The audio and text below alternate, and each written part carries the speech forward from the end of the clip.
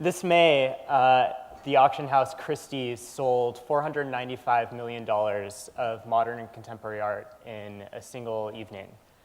You can see two of the pieces here behind me, a Basquiat and a Richter. The night before, Sotheby's sold $294 million of art to more or less the same group of people. Last year, the two auction houses sold $1 billion of art in a single week, which was another record. I'm not here to gawk at art prices because the media does that enough as it is. The point is that contemporary art has never been remotely this expensive in the entire history of the art market.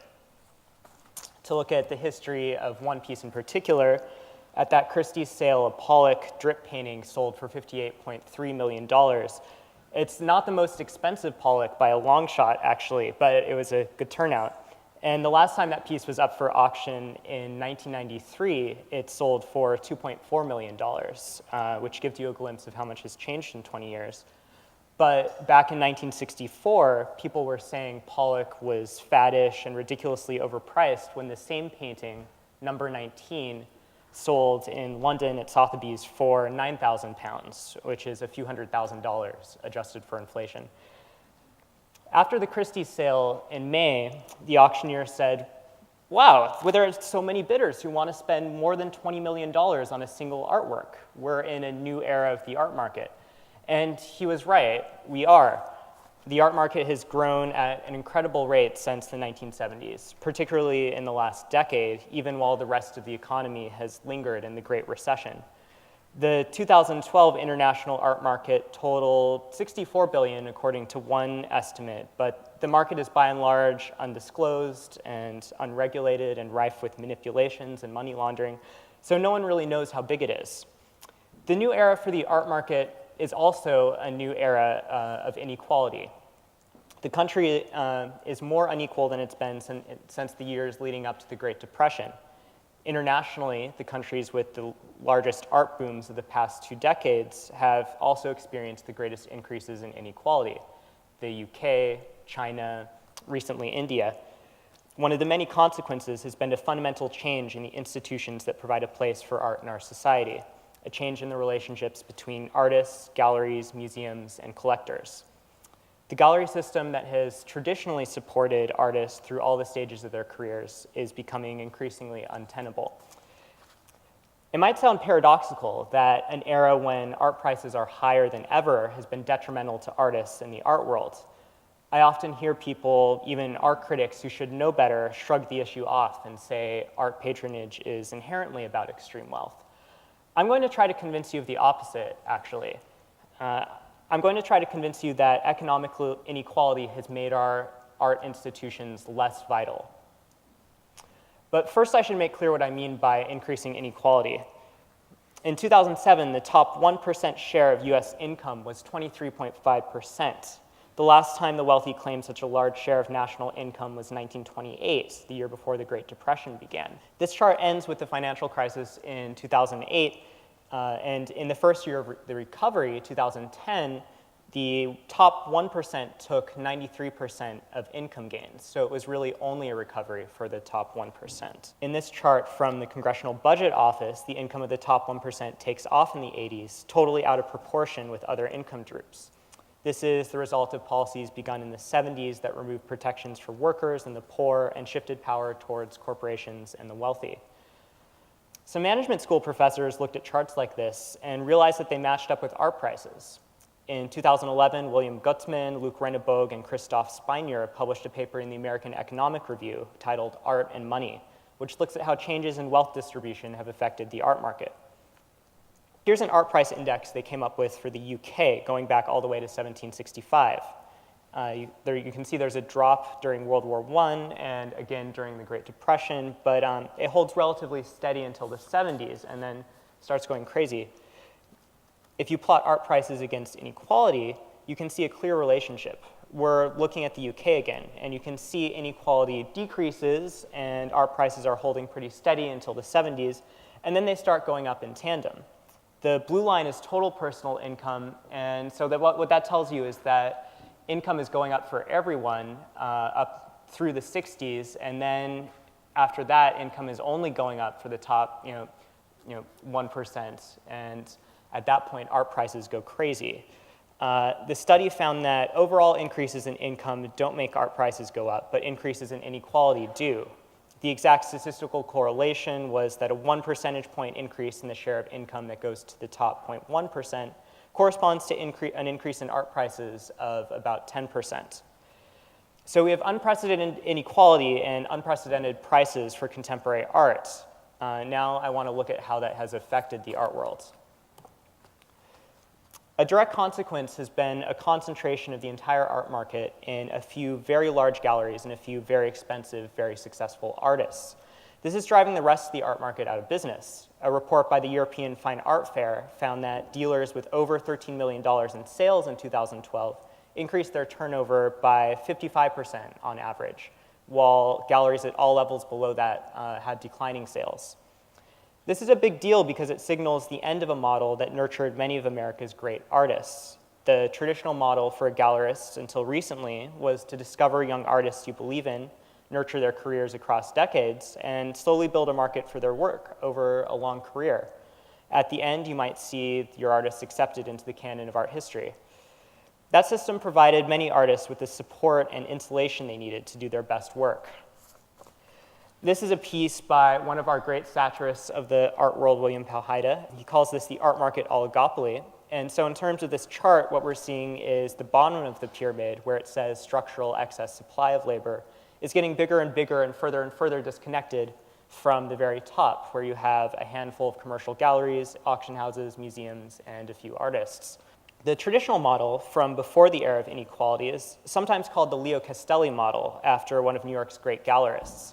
Here's a Hans Nemuth photo of Castelli with some of his artists. This was taken in the 80s after he had spent a lifetime discovering and building the careers of these artists. Rauschenberg, Jasper Johns, Richard Serra, Warhol are all in there.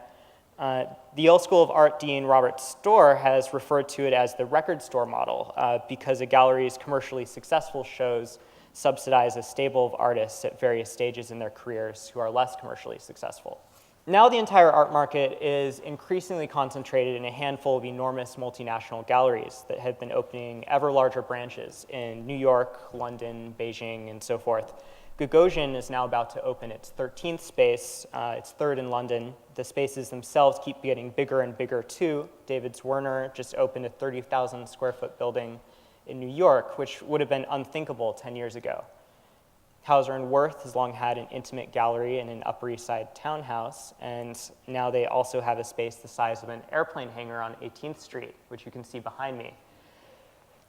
As you can imagine, given the level of investment this kind of real estate requires, every show at these galleries has to be able to gross a few $1 million. Meanwhile, the mid-size and small galleries are struggling or closing. Among them, the smaller, critically respected galleries that discovered and nurtured the artists who are now represented by the big galleries, like Paul McCarthy's, whose sculptures you can see behind me. Nicole Klogsbrunn is an example of the kind of critically respected gallerist who's lost patience with the era of inequality. When she closed her gallery this spring, she said, "I came into it at a stage when it was about the art, the artists. Now it's really more about the machine that needs to be fed constantly." Quite a few gallerists are closing their spaces or going to work for the larger galleries for similar reasons. This is a Patrick Jackson solo show at Klogsbrunn's former gallery. It's from 2010. Without the small and mid-sized galleries, fewer artists have opportunities to sell their work to support themselves. Fewer artists have opportunities to even start careers. Artists who hope to make a living from their work feel that they're forced to go for what might be called the Jeff Bezos model, get big fast. Unfortunately, that model can only support a few artists at a time. So there are fewer opportunities for artists. There are also fewer collectors. During the days of the Castelli model, art collectors actually came from a wide range of backgrounds. This is something that tends to get overlooked. The mid-sized gallery of the past relied on a base of accountants and dentists and so forth who happened to like contemporary art.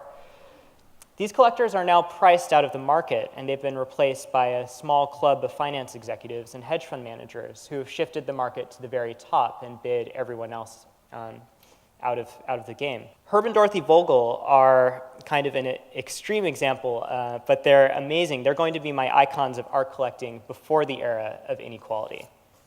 Herb was a high school dropout who sorted mail for the Postal Service. Dorothy was a librarian in Brooklyn. They loved avant-garde art. Herb would go to the Cedar Bar in the Village to listen to the abstract expressionists hanging out there and talking. They decided to devote Herb's salary to buying art. And starting in 1962, they gradually assembled one of the world's major collections of minimal and conceptual art. Their rule was that they had to be able to carry the piece home with them from the gallery. And they ended up with over 5,000 artworks in their one-bedroom, rent-controlled apartment, which they also shared with 8 cats named after French Impressionist painters. You can see that's one of the cats right there. The land artists Christo and John Claude actually gave them art in exchange for cat sitting. The artists knew the Vogels personally, knew how committed and passionate they were, and because of that, the artists were really excited to sell them work. The Vogel collection is now at the National Gallery in Washington, D.C., and it's also going to museums in all 50 states, so a piece of it will end up here in Alaska. The idea that stratospherically high art prices are bad for artists and for the art world isn't a new one. The 19th century British critic John Ruskin, who in the first half of his career reinvented art history, and in the second half wrote social criticism that would inspire Tolstoy, Gandhi, and Proust, was one of the first people to explicitly argue that high art prices are bad for art. And his arguments were similar to the ones I've laid out today. Here he is looking majestic in Scotland as painted by the pre-Raphaelite John Everett Millais. Ruskin's lectures on the political economy of art are directed to the 0.1% piling into the contemporary art market and tripping over each other to buy more and more expensive art, just like today. For example, he told his audience, many of them art collectors themselves, "Once get the wealthy classes to imagine that the possession of pictures by given artists adds to their gentility, and there is no price which his work may not immediately reach and for years maintain. And in buying at that price, you are not getting value for your money, but merely disputing for victory in a contest of ostentation. And it is hardly possible to spend your money in a worse or more wasteful way." It's even more true today than it was 158 years ago. I haven't had time to address the effect on art critics, on museums, and on the artists who do succeed in making careers of their work, all of which are just as significant. At the beginning, I mentioned that there's a tendency to say, oh, art has always been the bastion of patronage and extreme wealth, and to shrug it off. But I don't believe it. You see, art can be elitist and democratic at the same time. The Vogels were collecting the most avant-garde art of their generation, the minimalism of Donald Judd, the conceptual art of Saul LeWitt, the land art of John Claude and Christo. A post office worker and a librarian were collecting the most advanced art of our century, while rich collectors were buying Warhol's pop art, which was supposedly more populist.